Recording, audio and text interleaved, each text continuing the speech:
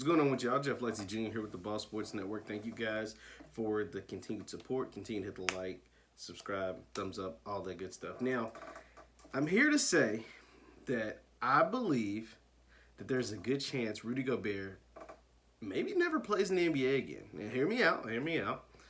Simply because of the way he went about the coronavirus. He didn't take it very serious from the jump.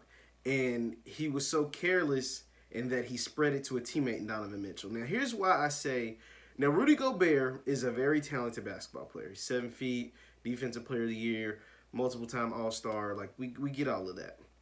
But Donovan Mitchell made it very clear in his post on Instagram that Rudy Gobert was very careless in the way he went about his, the dealing with having the coronavirus or potentially having it at the time. At the time, they didn't know. They had a test for it.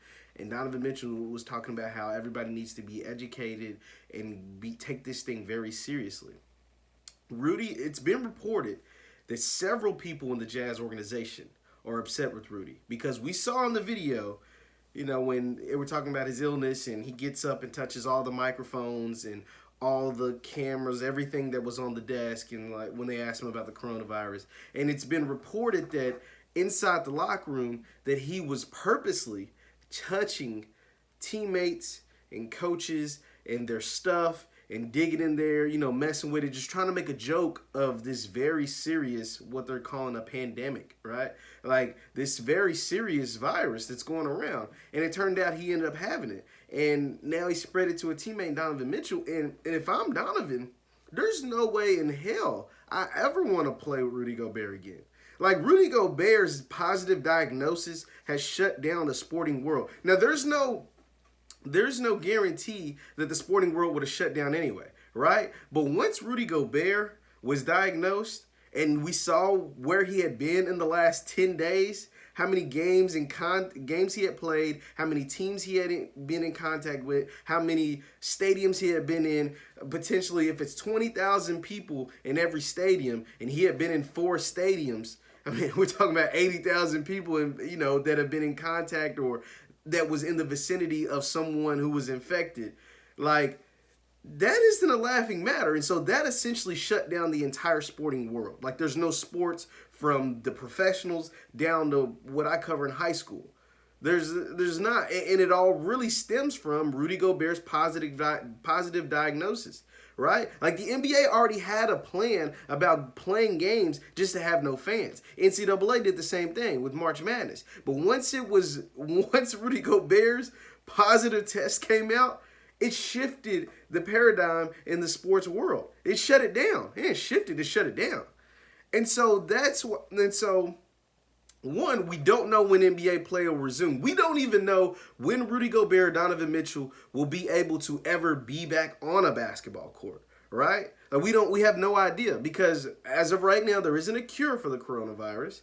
And they say it's like the common cold. Don't tell me it's like the common cold. I get it. The mortality rate may be around the same. But for the flu and for the cold, we didn't shut down the world, right? Like, we didn't put travel bans in place for the flu. We didn't shut down the sporting world, cancel March Madness, suspend the NBA season, cancel all of these major sporting events that cost millions and millions of dollars, or billions of dollars in some cases, for the flu. For the cold. No, so don't tell me it's that, because it's not. It's different. It's totally different. And then when it comes to sports, it all starts with Rudy Gobert. So we never know when because him and Donovan Mitchell, as of right now, are the only 2 positive tests in the sporting world. There's probably some more coming. We just don't know. But as we don't ever, since there's not a cure, we don't know. Even when basketball resumes play, we don't know when they will ever see a court.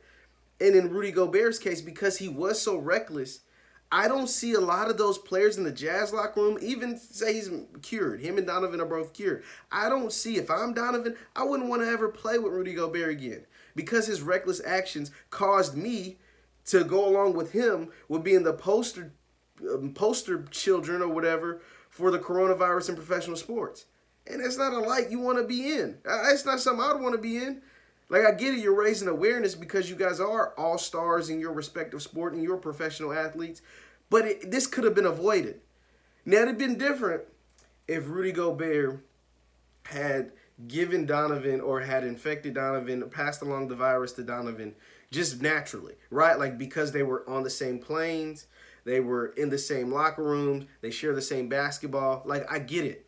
But to hear reports that Gobert was reckless and careless enough to go touching people's personal items, making a joke out of this, it's going to be hard for the Utah Jazz to bring him back.